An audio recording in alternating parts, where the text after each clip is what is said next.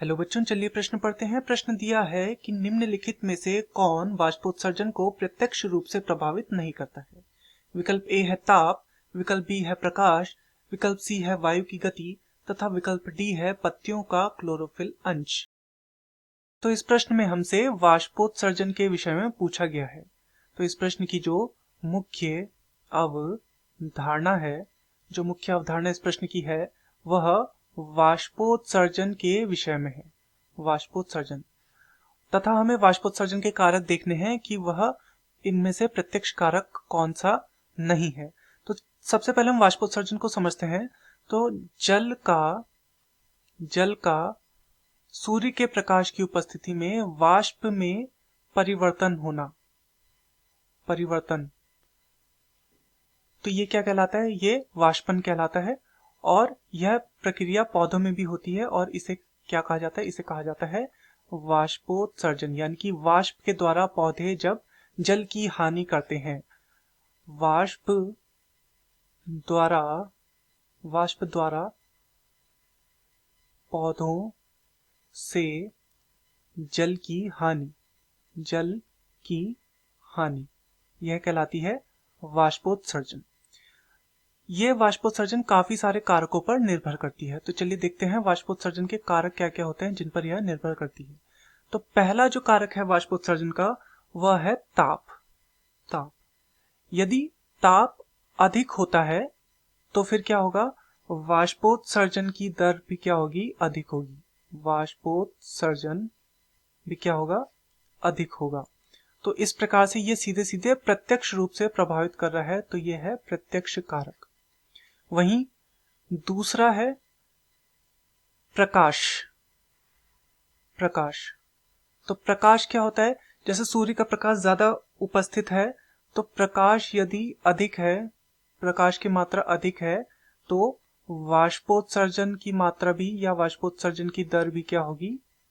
अधिक हो जाएगी, क्योंकि सूर्य के प्रकाश से क्या होगा? ताप बढ़ेगा और फिर वो वाष्पोत्सर्जन अधिक होगा। तो ये भी एक प्रत्यक्ष कारक हो गया। तीसरा जो कारक है वह है वायु की गति। वायु की गति।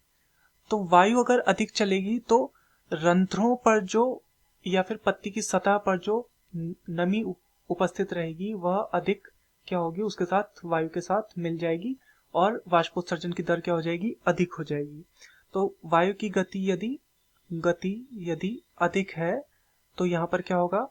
वाष्पोत्सर्जन भी क्या होगा? तीव्र होगा। तो ये भी क्या है? प्रत्यक्ष कारक है। तो ये सारे कारक हैं। यहां पर हमें एक और दिया गया है कि पत्तियों का क्लोरोफिल अंश। तो चलिए इसे भी देखते हैं। तो ये जो हमें डी विकल्प दिया है कि क्लोरोफिल अंश, तो क्लोरोफिल किस प्रकार से प्रभावित करेगा ये हम देखते हैं। यदि क्लोरोफिल की मात्रा कम हो, क्लोरोफिल की मात्रा क्या होगी? यदि हम मान लेते हैं कम होती है, तो ऐसी स्थिति में क्या होगा? प्रकाश संश्लेषण पौधे में कम होगा। प्रकाश संश्लेषण क्या हो जाएगा? कम हो जाएगा। प्रकाश संश्लेषण कम हो जाएगा तो जड़ द्वारा कम अवशोषण होगा। जड़ द्वारा कम अवशोषण होगा।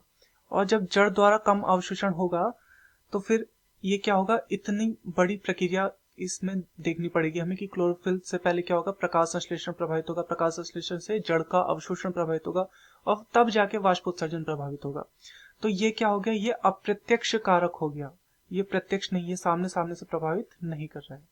तो चलिए प्रश्न की ओर चलते हैं। प्रश्न में हमसे पूछा गया था कि निम्नलिखित में से कौन वाष्पोत्सर्जन को प्रत्यक्ष रूप से प्रभावित नहीं करता है। तो विकल्प ए ताप हमने देखा प्रत्यक्ष रूप से प्रभावित करता है, तो यह हमारा उत्तर नहीं हो सकता। विकल्प बी है प्रकाश, तो प्रकाश भी प्रत्यक्ष रूप से प्रभावित करता है, यह भी हमारा उत्तर नहीं हो सकता। विकल्प सी है वायु की गति, वायु का भी हमने देखा कि प्रत्यक्ष रूप से प्रभावित करती है वायु की गति, तो यह भी हमारा उत्तर नहीं हो सकता। परंतु विकल्प डी है पत्तियों का क्लोरोफिल अंश, जो कि हमने देखा कि यह अप्रत्यक्ष रूप से प्रभावित करता है, अतः यह हमारा सही उत्तर होगा। तो दिए गए प्रश्न का सही उत्तर विकल्प डी, पत्तियों का क्लोरोफिल अंश। मैं आशा करता हूं आपकी यह समझ में आया होगा। धन्यवाद।